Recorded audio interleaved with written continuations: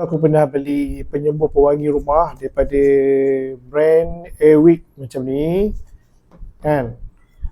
Cuma ada bila aku beli semburan pewangi tu, rupanya aku beli daripada brand MBPure.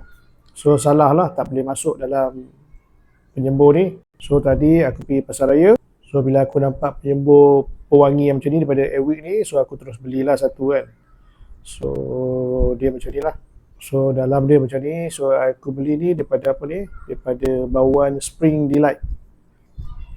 Okey, Spring Delight. Aku nak try pasang sekejap.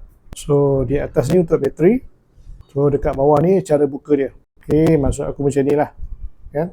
Okey, so kita letak. So kita masukkan pewangi dia macam ni ke atas sampai dia keluar macam ni.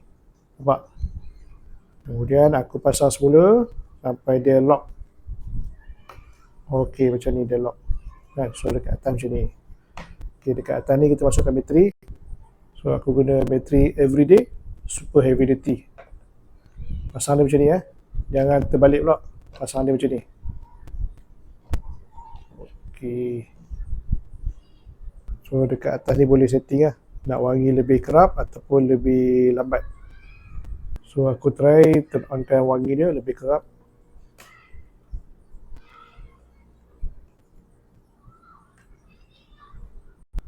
Okay, kita try turn on, tengok ada keluar tak.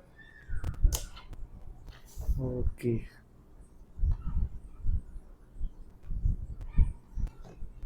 Okey, kalau pada korang yang berminat dapatkan penyembuh pewangi untuk rumah daripada brand Airwick yang macam ni, sila klik link yang diberikan. Okey, bye.